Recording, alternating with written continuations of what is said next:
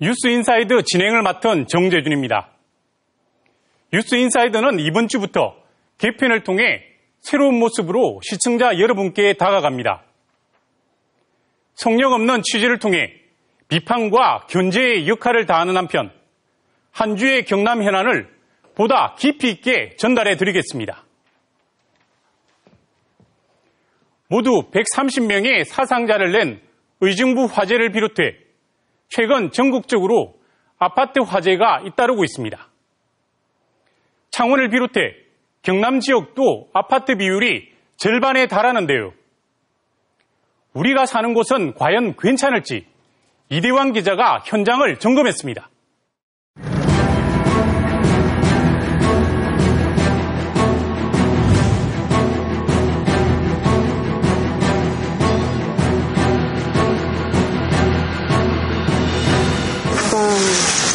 안 열렸거든요. 앞이 안 보이는 상황까지 가서 거기 기계실 창문을 열고 옥상으로 이렇게 뛰어내렸거든요.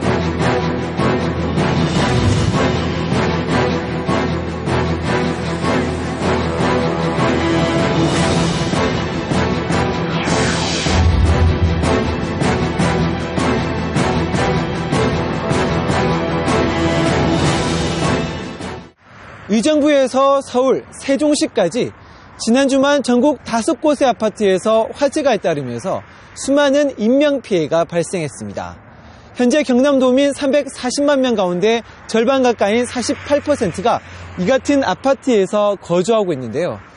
이 콘크리트 구조물이 화재로부터 우리를 보호해 줄 수 있을지 뉴스인사이드에서 긴급 점검해봤습니다. 시커먼 유독가스가 10층 아파트를 집어삼킬 듯 맹렬히 뿜어져 나옵니다. 1층에서 시작된 불은 일명 드라이비트라는 외벽 마감재를 태우고 순식간에 옥상까지 올라갑니다.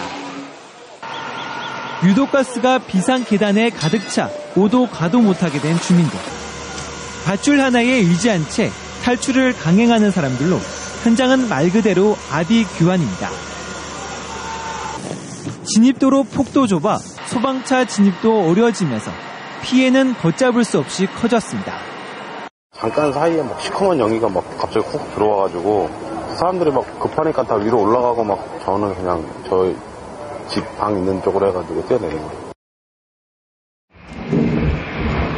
옆 건물과 불과 1m 간격으로 다닥다닥 붙어있는 창원의 한 7층 아파트.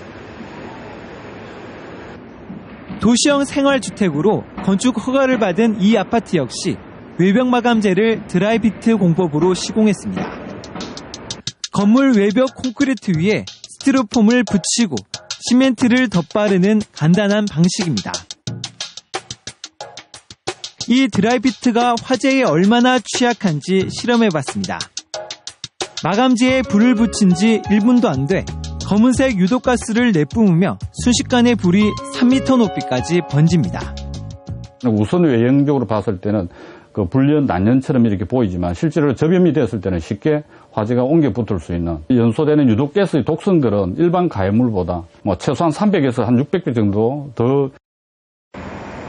이 같은 스티로폼 마감재를 쓰고 있는 곳은 창원과 김해의 경우 10곳 가운데 6곳이 넘습니다.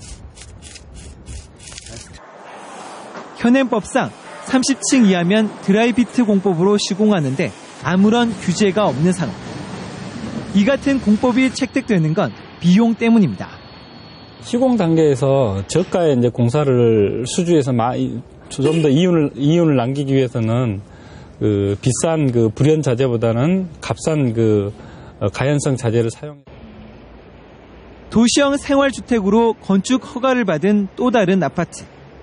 이 아파트 역시 스톤코트라는 공법으로 드라이비트와 유사한 스티로폼 단열재를 썼습니다.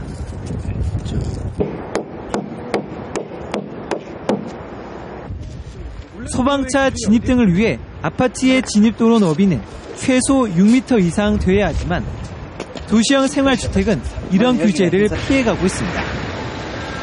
전면 도로상에 이게 진입도로 이게 아파트 같은 경우에는 최소 6m 이상을 확보하도록 하고 있는데 도시형 생활주택인 아파트는 그 4m면 충분하기 때문에 법적으로.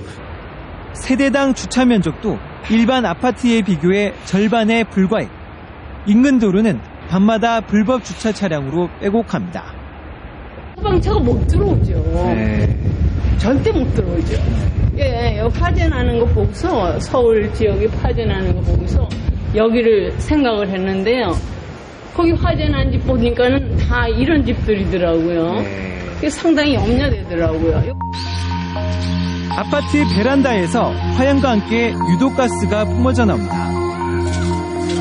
소방차가 불길을 잡기 위해 연신 물을 뿌려보지만 역부족. 결국 20대 남매가 숨진 채 발견됐고 자체적으로 터져서 방수가 될 수 있는 스프링클러 설비는 없는 건물입니다. 같은 날 남양주의 20층 아파트 10층에서도 화재가 발생해 주민 4명이 병원으로 옮겨졌습니다. 이곳 역시 스프링클러가 없는 곳이었습니다. 라이터를 스프링클러 헤드에 갖다 대자 순식간에 헤드 노즐이 녹으면서 물줄기가 힘차게 쏟아집니다. 스프링클러 하나가 담당하는 소화구역은 가로 세로 5m. 화재 시 초기 진화에 절대적입니다. 스프링클러 설비는 일단 화재가 발생하면 미국 소방협회에 따르면 95%의 초기 화재 진화에 신뢰도가 있는 것으로 이렇게 발표되고 있습니다. 문제는 설치율입니다. 창원에서 가장 비싸다는 한 아파트 단지. 지난달 이 아파트 5층으로 이사를 온 주부 강지훈 씨는 최근 아파트의 허술한 소방시설에 깜짝 놀랐습니다.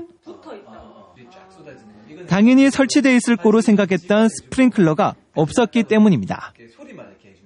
당연히 스프링클러나 이런 거는 있는 건 줄 알았는데 보니까는 화재 경보기 정도만 있어서 저도 몰랐던 거고 이번에 찾아보니까 없더라고요. 불이 나면 이제 어떻게 해야 되나 그런 생각도 들고 좀 불안하긴 하죠. 비슷한 층수의 옆 단지 아파트도 사정은 마찬가지. 지난 2005년 소방법이 강화되기 전에 완공된 아파트의 경우 15층 이하는 스프링클러가 없습니다. 이처럼 경남 지역 11층 이상 아파트 가운데 스프링클러가 없는 곳은 모두 933곳으로 76.9%에 달합니다. 더 문제는 스프링클러가 설치되어 있더라도 화재 발생 시 반드시 작동할지 기대하기 어렵다는 데 있습니다. 지난 10월과 6월에 각각 발생한 창원의 아파트 화재. 지하 주차장에서 차량 22대가 완전히 타거나 들리고 초고층 주상복합 건물의 지하 상가가 잿더미로 변했지만 스프링클러는 작동하지 않았습니다. 창원 소방본부 점검반이 스프링클러가 제대로 작동하는지 불을 붙여 시험해봤습니다. 화재 감지기는 빨간불이 들어와 정상 작동 상태. 하지만 스프링클러 헤드에 물을 보내는 펌프는 꿈쩍도 하지 않았습니다. 감지기는 정상적으로 작동을 했는데 지금 이 중간에 있는 커버가 열리지 않아서 지금 정상적으로 물이 2차적으로 공급이 되지 않고 있는 상황입니다. 이번에는 강제로 스프링클러 작동 스위치를 눌렀지만 역시 작동하지 않았습니다. 왜 개방이 안 된 겁니까? 전자부품이라서 워낙 공부 있을 거고 불이 나면 가동될 것이라고 평소 막연히 믿었던 소방시설들. 하지만 소방방재청이 실제 화재 사고가 난 곳을 살펴봤는데 약 20% 이상 소방시설이 제대로 작동하지 않았습니다. 화재 시 비상탈출은 제대로 이루어질 수 있을까? 화재 시 비상탈출에 사용하는 왕관기라는 피난 도구입니다. 사용하기 전 왕관기 로프를 바깥으로 먼저 던지고 사용법에 따라 안전벨트를 가슴에 조인 뒤 1층으로 직접 내려가 보도록 하겠습니다.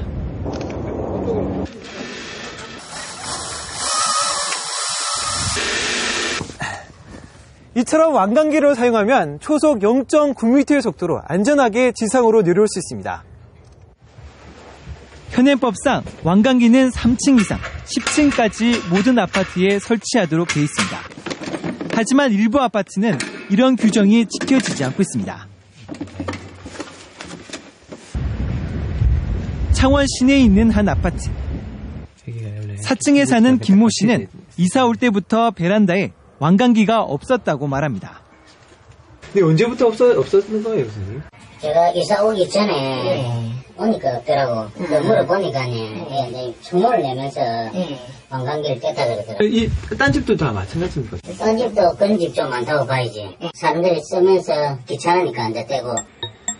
건물 외부 구조물 때문에 사람이 뛰어내릴 수 없는 곳에 왕강기가 설치되어 있거나 거치대와 왕강기를 모두 분리해 구석에 버려도 만일의 사태에 신속한 탈출을 막는 경우도 허다합니다. 관리자분들의 안전의식이 미흡으로 유사시 사용할 수 있도록 후크를 걸어가지고 관리를 해야 함에도 본의 아니게 한쪽 모퉁이에 그냥 방치하는 경우가. 이렇게 되면 성인 남성이라도 화재 탈출 골든타임이라는 2분 이내에 빠져나가기란 사실상 불가능합니다. 이해는 잘 안 되는데 이렇게 보고 시간이 좀 많이 걸릴까. 어떻게 해야 되는 건지, 창밖으로 던지면 그냥 이게 타고 내려가면은 이게 우리 몸을 지탱해 주는 건지. 화재 탈출을 위해 석고와 종이로 만든 얇은 벽인 경량 칸막이. 주로 왕강기가 없는 곳에 설치되는데 비상시 손이나 망치로 뚫고 옆집으로 대피할 수 있습니다.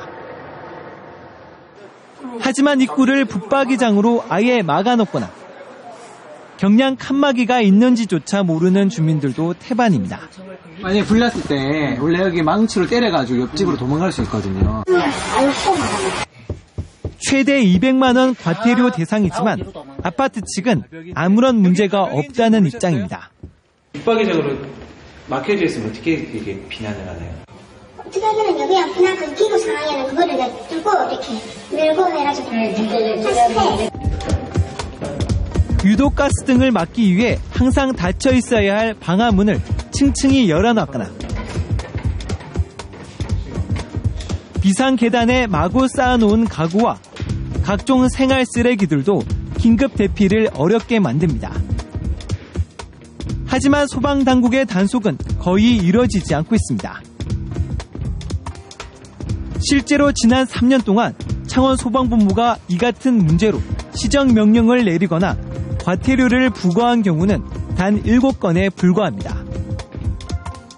점검하려고 하면 내부로 이렇게 들어가야 됩니다. 들어가게 되면 보통 이렇게 개인 사생활 프라이버시 같은 문제가 생길 수 있기 때문에 또 일반 주민들이 꺼려하고요. 불이 나면 남녀노소를 불문하고 누구나 당황할 수밖에 없습니다. 그래서 평소 대비가 중요한데요.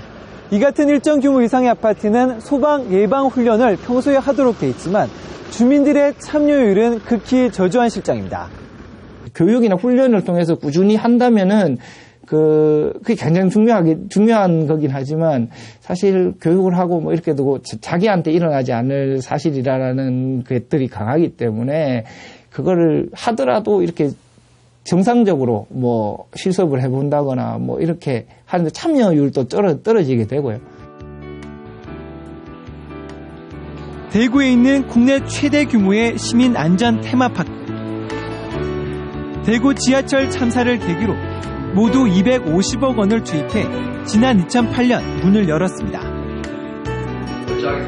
화재로 불이 꺼지고 유독가스가 실내로 유입되는 상황을 가정해 진행되는 모의 대피훈련. 서서히 벽을 더듬으면서 가면은 언젠가는 이정부가 나온다는 얘기인 거죠. 시민들은 교관의 지시 속에 허리를 숙이고 코를 막은 채 침착히 문 밖으로 빠져나갑니다. 손을 아까처럼 그래갖고 가슴딱. 왕강기 탑승 교육은 물론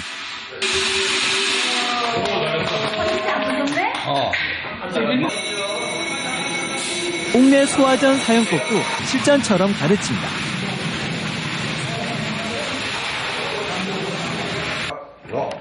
모두 20가지 주제로 이루어진 체험 훈련을 통해 화재 예방과 교육의 중요성을 자연스럽게 깨닫습니다. 실제로 이런 일이 생기면 이렇게 만약에 체험을 해보지 않았다면 좀 망설였을 텐데 체험을 해봤기 때문에 할 수 있을 것 같아요. 특히 소화전 체험은 2번째인데 2번째 해보니까 더 자신감이 생겼어요.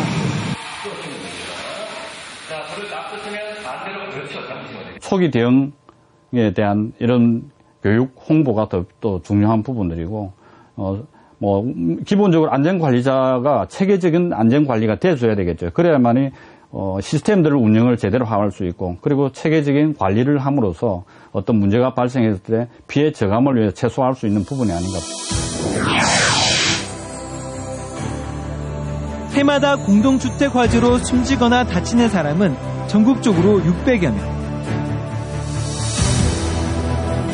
정부와 여당은 불에 타지 않는 마감재를 사용하도록 의무화하고 스프링클러 설치층을 확대하는 등 후속 대책을 속속 발표하고 있습니다. 하지만 과거 대형 참사 때마다 수많은 대책이 쏟아졌고 구호는 난무했습니다. 사고가 왜 자꾸 발생하는지 구조적인 문제를 돌이켜보고 스스로 안전의식을 확립하지 않는다면 대형 참사는 남의 일이 아닌 나의 일이 될 수도 있습니다.